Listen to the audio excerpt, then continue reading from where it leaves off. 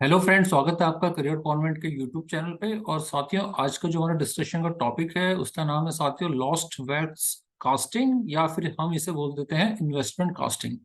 तो साथियों, आइए समझते हैं इन्वेस्टमेंट कास्टिंग आखिर किस तरह की कास्टिंग है और कैसे इसके इंडस्ट्री में यूज किया जाता है। साथियों, सबसे पहले जो क्वेश्चन हमारे माइंड में आता है वो है कि इन्वेस्टमेंट कास्टिंग आखिर है क्या। तो देखिए, पहले से हम समझेंगे। देखिए, इन्वेस्टमेंट कास्टिंग क्या है। इन्वेस्टमेंट कास्टिंग एक one of the oldest casting है और फंडामेंटल कास्टिंग है, जो कि काफी पुराने टाइम से यूज की जाती है। यानी कि अगर मैं बात करूं कि पुराने टाइम का मतलब है कि अगर हम पीछे अगर बात करें 1000 साल पहले, 2000 साल पहले, तो 2000 साल पहले तक भी इस तरह की कास्टिंग का यूज किया जाता है और आज भी ये कास्टिंग उतनी ही रेलिवेंट है। तो साथियों, इसमें बेसिकली होता क्या है कि सबसे पहले थोड़ा हम कास्टिंग को समझ लेते हैं। कास्टिंग देखिए, कास्टिंग प्रोसेस क्या है। कास्टिंग के प्रोसेस में एक मोल्ड होता है और उस मोल्ड के अंदर हम क्या करते हैं, बेसिकली मेटल को लिक्विड फॉर्म में डालते हैं। और उसके बाद जिस शेप का वो मोल्ड होता है उस शेप का हमें जो हमारा प्रोडक्ट हमें चाहिए होता है या जो हमें जो भी ऑब्जेक्ट चाहिए होता है वो हमें मिल जाता है। तो इस प्रोसेस को हम कास्टिंग कहते हैं। अब साथियों, क्वेश्चन ये आता है कि इन्वेस्टमेंट कास्टिंग क्या है। देखिए, इन्वेस्टमेंट कास्टिंग को अगर मैं बात करूं कुछ टाइम पहले तक तो इसे लॉस्ट वेट्स कास्टिंग के नाम से भी जाना जाता था, बट आज के टाइम में इसे काफी जगह पे इन्वेस्टमेंट कास्टिंग के नाम से भी जाना जाता है। इसकी अगर मैं बात करता हूं तो ये कास्टिंग एक बहुत पुराना कास्टिंग प्रोसेस है और लगभग 5000 साल पहले तक भी इस तरह की कास्टिंग का प्रोसेस यूज होता रहा है और काफी ज्यादा यूज है, काफी इंपॉर्टेंट प्रोसेस है। साथियों, इन्वेस्टमेंट कास्टिंग, अब क्वेश्चन जनरली ये आता है कि इसे हम इन्वेस्टमेंट कास्टिंग आखिर कहते क्यों हैं।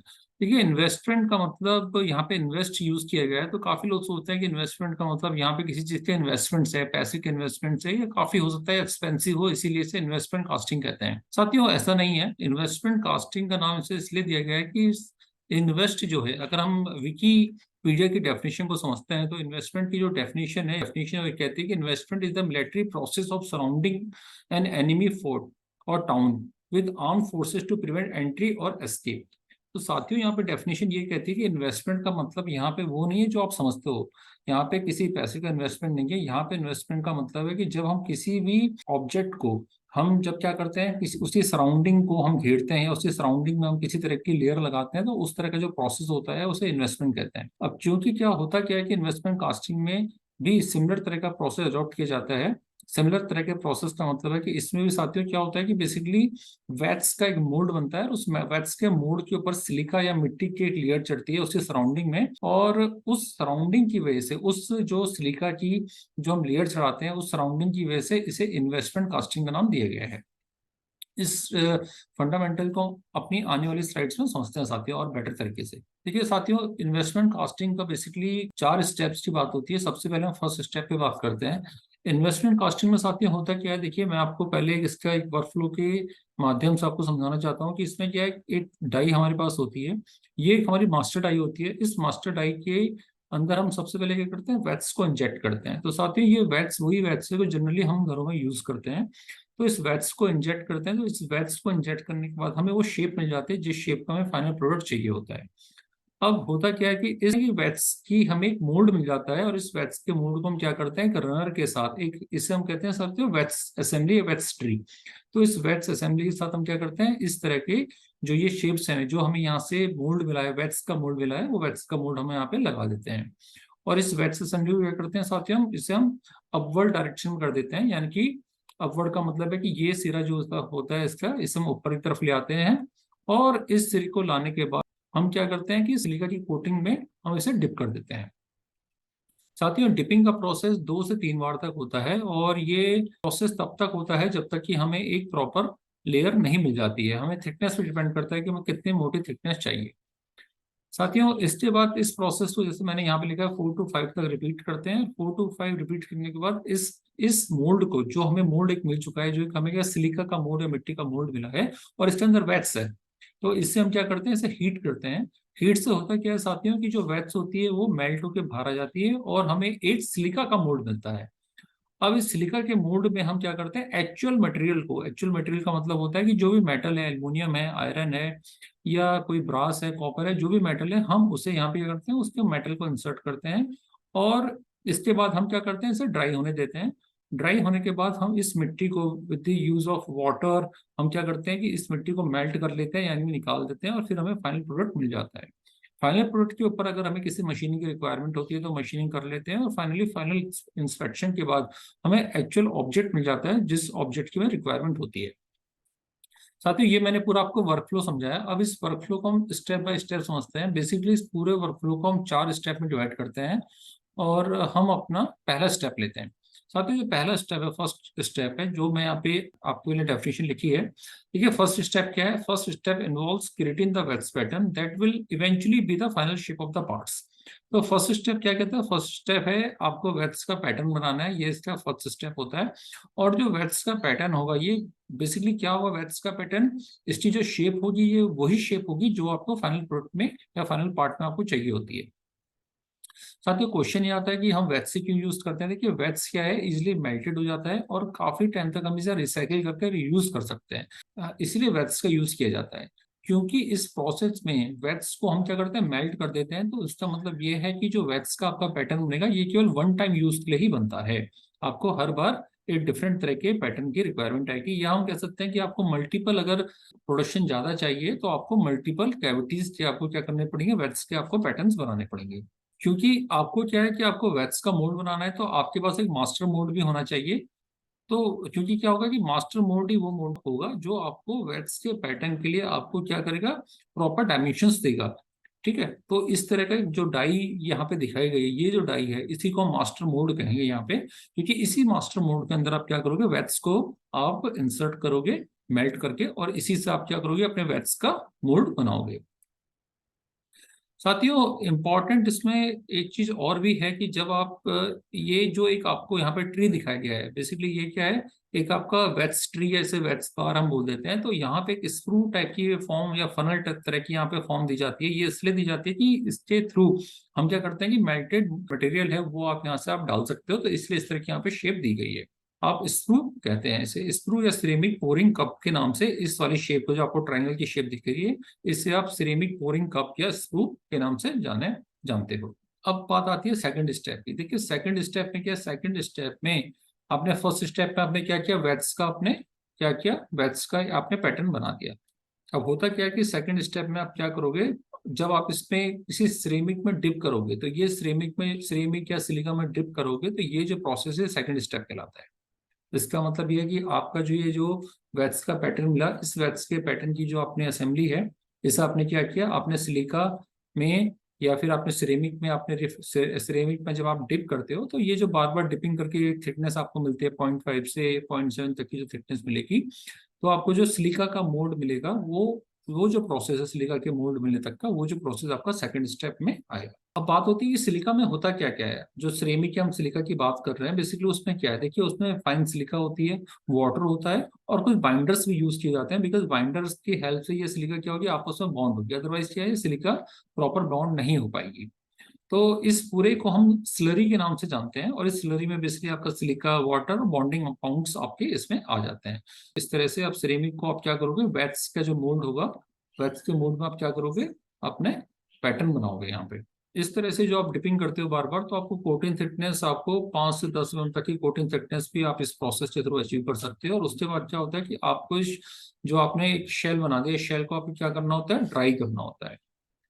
और ड्राई करने के बाद आप क्या करोगे साथियों? इसे अपसाइड डाउन कर दोगे, और अपसाइड डाउन करने के बाद इसमें आपकी कोशिश ये होगी कि आप इसे आप हीट करोगे, गर्म करोगे, ताकि इससे इस सिलिका में जो मॉइस्चर होता है, मॉइस्चर क्या आपका रिमूव हो जाए, और जो उसके अंदर का जो वैक्स का मोल्ड है वो भी प्रॉपर क्या हो जाए? वो भी प्रॉपर शेप में आ जाए, वो भी आपका ड्राई हो जाए। अब हम क्या करते हैं, जब यहाँ तक हमारा काम हो गया, तो अब हम इसे क्या करेंगे? अब हम इसे सिरेमिक जो मोल्ड होगा, वो सिरेमिक मोल्ड जिसके अंदर वैक्स का मोल्ड भी है, यानी कि जिसके अंदर वैक्स भरा हुआ है, अब हम इसे क्या करेंगे? इसे छोड़ देंगे ठंडा होने के लिए। तो इस तरह से यहाँ पे हमारा सेकंड स्टेप कंप्लीट होता है। सेकंड स्टेप में हम डीवैक्सिंग का प्रोसेस भी करेंगे, और जब हम डीवैक्सिंग करेंगे तो वैक्स हमारा क्या होगा? बेसिकली मेल्टेड होकर सारा बाहर आ जाएगा, और हमें क्या मिलेगा? हमें एक सिरेमिक का मोल्ड मिलेगा। इस सिरेमिक का मोल्ड को हम क्या करते हैं? ठंडा होने के लिए हम छोड़ देंगे, हम ड्राई होने के लिए इसे छोड़ देंगे। साथियों अब हम थर्ड स्टेप की बात करते हैं। थर्ड स्टेप में देखिए होगा क्या। थर्ड स्टेप में हम क्या करेंगे, जो हमें अपना सिलिका या सिरेमिक का मोल्ड मिला है, अब इसके अंदर हम क्या करेंगे, अपना जो मेटल्स होगा उसे पोर करेंगे मोल्टेड फॉर्म में, यानी कि हमारा जो मोल्टन मेटल है। देखिए ये जो स्टेप है, ये पिछले थर्ड स्टेप को यहाँ पे दिखाता है कि यहाँ पे हमारा सिरेमिक का हमें जो मोल्ड मिला है, सिरेमिक के मोल्ड में हम स्क्रू की हेल्प से हम क्या करेंगे, मोल्टन मेटल को हम पोर करेंगे। और इस मोल्टन मेटल को जब हम पोर करते हैं तो ये स्टेप हमारा थर्ड स्टेप है। और यहाँ पे साथियों इंपॉर्टेंट ये है कि जो थर्ड स्टेप है, ये सेकंड स्टेप को तुरंत बात करना बहुत इंपॉर्टेंट है, क्योंकि सेकंड स्टेप में होता क्या है कि हमारा जो सिलिका का मोल्ड होता है, ये एक टेम्परेचर को सस्टेन करके रखता है। और उस टेम्परेचर के सस्टेन होने से में बेनिफिट ये होता है कि जब हम मोल्टन मेटल को इसमें सिलिका के मोल्ड में पोर करते हैं तो ये डैमेज नहीं होगा। अदरवाइज क्या होगा कि अगर काफी देर तक ये कूल हो जाता है, ठंडा हो जाता है, तो देर इज चांसेस कि टूट जाए। तो थर्ड स्टेप जो है वो सेकंड स्टेप के तुरंत बाद ही करना एडवाइजेबल हमेशा होता है। तो इस तरह से हमें क्या होगा कि हमें एक सिलिका के मोल्ड में मोल्टन मेटल को पोर करेंगे, और इस कंडीशन में हमारा जो सिलिका का मोल्ड है उसमें भी कोई डैमेज हमें या कोई भी हमें नुकसान नहीं होगा। साथियों इसके बाद हम क्या करते हैं कि जब हम मोल्टन मेटल को पोर करते हैं तो तब हम इसे कूलिंग के लिए छोड़ देंगे। और यहाँ पे साथियों में ये एडवांटेज मिलेगी कि जब कूलिंग होती है हमारी, तो सिलिका का मोल्ड भी अपनी शेप को चेंज करेगा as per the actual part geometry, और उसके अंदर जो मोल्टन मेटल होगा वो भी उसी शेप को ले लेगा। इसका मतलब साथियों ये है कि यहाँ पे हमें एक्यूरेट डायमेंशंस का पार्ट हमें यहाँ पे मिलने वाला है। चौथे और लास्ट स्टेप की बात करते हैं। देखिए चौथा और लास्ट स्टेप क्या है। चौथे लास्ट स्टेप में हमें सिंपली क्या है कि जो सिलिका का मोल्ड होगा उस समय ब्रेक करना है। साथियों ब्रेक कैसे करते हैं, ब्रेक के लिए नॉर्मली हम क्या करते हैं, वाटर का यूज करते हैं, वाटर जेट्स का यूज करते हैं। वाटर जेट्स को हम क्या करेंगे, इसके ऊपर हम वाटर को अपना क्या करें, थ्रो करेंगे। साथियों क्योंकि वाटर क्या है, वाटर में हमें काफी ज्यादा मॉइस्चर होता है, तो वाटर क्या करेगा, इस सिलिका को वेट कर देगा, और ये सिलिका अपने आप क्या होगी, सिलिका का जो मोल्ड है ये बह जाएगा। ये क्या होगा, पानी के साथ बह के निकल जाएगा, और हमें फिनिश कास्टिंग हमें मिल जाएगी। तो ये जो कास्टिंग है साथियों, इस तरह से हमें फिनिश कास्टिंग यहाँ पे मिल जाएगी। साथियों यहाँ पे हम फिनिश कास्टिंग को आराम से रनर से ब्रेक करके आराम से हम निकाल सकते हैं। और इसके बाद अगर कुछ हमें रिक्वायरमेंट है किसी तरह की मशीनिंग प्रोसेस की, तो मशीनिंग प्रोसेस करके हमें अपना फाइनल प्रोडक्ट मिल जाएगा। साथियों अब हम बात करते हैं एडवांटेज की कि इन्वेस्टमेंट कास्टिंग के एडवांटेज क्या है। देखिए इन्वेस्टमेंट कास्टिंग के एडवांटेज की बात करते हैं तो सबसे पहले एडवांटेज है कि ये कास्टिंग जो है काफी सुटेबल है हाईली कॉम्प्लेक्स और एक्सट्रीमली एक्यूरेट पार्ट्स के लिए। यानी कि जहाँ पे हमें काफी कॉम्प्लेक्स और एक्सट्रीमली एक्यूरेट पार्ट्स की रिक्वायरमेंट होती है, काफी अच्छे फिनिश की रिक्वायरमेंट होती है, तो वहाँ पे हम इन्वेस्टमेंट कास्टिंग को चूज करते हैं। साथियों दूसरा जो इम्पोर्टेंट इसके एडवांटेज है कि वेरी थिन, यानी कि काफी पतली सेक्शंस भी हम इसमें अचीव कर लेते हैं। इसका मतलब साथियों कि 0.015 इंचेस, या जिसे हम अगर एमएम में कन्वर्ट करें तो 0.38 mm से लेकर, और टॉलरेंस की बात करें तो 0.076 mm तक के टॉलरेंस के पार्ट इस प्रोसेस के थ्रू कास्ट किए जा सकते हैं। साथियों जो अगली एडवांटेज हमें मिलने वाली है वो है कि ये जो प्रोसेस है इन्वेस्टमेंट कास्टिंग का, ये काफी तरह के मेटल प्रोसेस के सुटेबल है। यानी कि हम बात करें एल्युमिनियम, ब्रॉन्ज, आयरन, ब्रास, तो इस तरह के जितने मेटल्स होते हैं वो इन्वेस्टमेंट कास्टिंग के थ्रू कास्ट किए जा सकते हैं, और काफी अच्छी डायमेंशनल फिनिश हमें मिलती है, डायमेंशनल एक्यूरेसी हमें मिलती है। साथियों इन्वेस्टमेंट कास्टिंग को आज के टाइम में ऑटोमेटिक प्रोसेस में भी चेंज किया जा चुका है, जिसकी वजह से आपको ह्यूज अमाउंट्स में, यानी कि आपको प्रोडक्टिविटी भी काफी अच्छी मिल जाती है। साथियों इसके अलावा एक एडवांटेज और भी है कि जो वैक्स होती है आपकी, उससे आप रिकवरी कर सकते हो बार बार, उसे आप मेल्ट करके बार बार आप यूज कर सकते हो। तो इस तरह से आप उसकी रिकवरी, वैक्स की रिकवरी, वैक्स का क्या वेस्टेज इसमें नहीं होता है।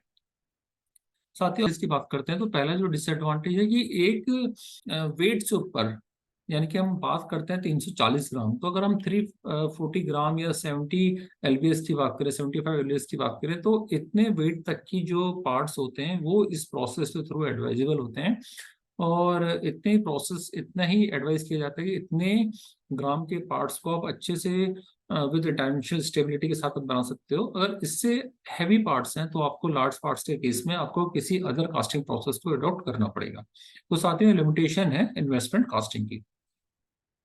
साथियों कॉम्प्लेक्स और टिपिकल प्रोसेस है, और एक्सपेंसिव प्रोसेस भी होता है, क्योंकि आपका क्या होता है कि आपका टाइम कंज्यूमिंग प्रोसेस है। पहले आप क्या करते हो, मोल्ड आपके पास होना चाहिए मास्टर मोल्ड, मास्टर मोल्ड से सबसे पहले आप वैक्स का मोल्ड बनाते हो, वैक्स के मोल्ड से फिर आप सिलिका मोल्ड बनाते हो, और सिलिका मोल्ड में फाइनली फिर जाके आप अपने एक्चुअल प्रोडक्ट को मोल्ड करते हो। तो ये टाइम टेकन प्रोसेस है, लंबा प्रोसेस है। साथियों थोड़ा कॉस्टली है, क्योंकि आपको जो डाइस बनानी होती है वो आपकी हाईली एक्यूरेट डाइस होनी चाहिए, और जिससे क्या होता है कि बार बार जब वेट्स के आप पैटर्न बनाएंगे, जो पैटर्न क्या है आपके एक ही डायमेंशंस में बनने चाहिए। अदरवाइज क्या होगा, डिफरेंट डायमेंशंस के आपके अगर डाइस होंगी तो आपका जो वेट्स के पैटर्न होंगे वो भी गलत बनेंगे, और फाइनल आपके जो प्रोडक्ट्स बनेगा या कंपोनेंट बनेंगे वो भी आपके गलत बनेंगे। साथियों एक और लिमिटेशन है इसमें कि आपके जो ऐसे पार्ट्स जिसके कोर्स या होल्स अगर 1.6 mm से छोटे हैं, या जिनके जो होल्स हैं उनकी जो डेप्थ है उसके डायमीटर से 1.5 mm से ज्यादा है, तो उस तरह के पार्ट्स इस तरह के प्रोसेस में बनाने पॉसिबल नहीं है। तो इसका मतलब ये भी है साथियों कि हो सकता है कि आप बना पाओ, लेकिन आपको उतनी अच्छी एक्यूरेसी, डायमेंशनल एक्यूरेसी नहीं मिल पाएगी, डायमेंशनल स्टेबिलिटी नहीं मिल पाएगी। तो ये एक लिमिटेशन है साथियों, वेट के रिस्पेक्ट में और डायमेंशंस के रिस्पेक्ट में ये एक लिमिटेशन है कि हम इसमें छोटे पार्ट्स तो हम इन्वेस्टमेंट कास्टिंग के थ्रू बना सकते हैं, लेकिन अगर हम हैवी पार्ट्स की या बड़े पार्ट्स की बात करते हैं तो वो इस प्रोसेस के थ्रू बनाने पॉसिबल नहीं है। साथियों एप्लीकेशन की बात कर लेते हैं कि इन्वेस्टमेंट कास्टिंग का एप्लीकेशन कहाँ कहाँ है। देखिए इन्वेस्टमेंट कास्टिंग एक काफ़ी अच्छा प्रोसेस है जो कि काफ़ी एक्यूरेट पार्ट आपको देता है, और लार्ज वॉल्यूम्स इसके थ्रू बनाए जा सकते हैं। लेकिन हम बात करें, अगर हम सैंड कास्टिंग की बात करें तो सैंड कास्टिंग के कंपेयर में ये थोड़ा सा आपको एक्सपेंसिव पड़ता है, लेकिन ये बात कंफर्म है साथियों कि आपको जो इसमें डायमेंशनल स्टेबिलिटी मिलती है और आपको जो कॉम्प्लेक्स पार्ट होते हैं वो आप इसके थ्रू बना सकते हैं। साथियों इसका क्योंकि हमारे एरोस्पेस और ऑटोमोटिव सेक्टर ऐसे हैं जहाँ पे हमको हाईली डायमेंशनल स्टेबिलिटी वाले पार्ट चाहिए होते हैं, तो वहाँ पे इन्वेस्टमेंट कास्टिंग का काफी ज्यादा एप्लीकेशन है, काफी यूजफुल है उस इंडस्ट्री के लिए। इसके अलावा साथियों power generation, oil and gas and fire arm application, ऐसी काफी सारे एप्लीकेशन है जहाँ पे केवल इन्वेस्टमेंट कास्टिंग के पार्ट्स ही हम दे पाते हैं, या यही पार्ट्स हैं जो हाईली एक्यूरेट पार्ट्स वहाँ पे यूज किए जाते हैं। साथियों इस तरह आज की वीडियो में हमने इन्वेस्टमेंट कास्टिंग के प्रोसेस को अच्छी तरह समझा। हमने समझा कि इन्वेस्टमेंट कास्टिंग क्या चीज़ है, क्यों इसे इन्वेस्टमेंट कास्टिंग कहा जाता है, और इसके जो मैन्युफैक्चरिंग के स्टेप्स हैं, जो इससे कंप्लीट प्रोसेस के स्टेप्स हैं, स्टेप्स 1 2 3 4, उसको हमने समझा। हमने ये भी समझा कि इस प्रोसेस के एडवांटेज क्या हैं, क्या इसके डिसएडवांटेज हैं, और इस प्रोसेस का एप्लीकेशन किस किस एरियाज में है, हमने इसको भी समझा। साथियों उम्मीद करता हूँ आज की ये वीडियो आपको पसंद आई होगी। किसी आने वाली वीडियो में हम अपने किसी नए टॉपिक पे अपना डिस्कशन करेंगे। साथियों नमस्कार, जय हिंद।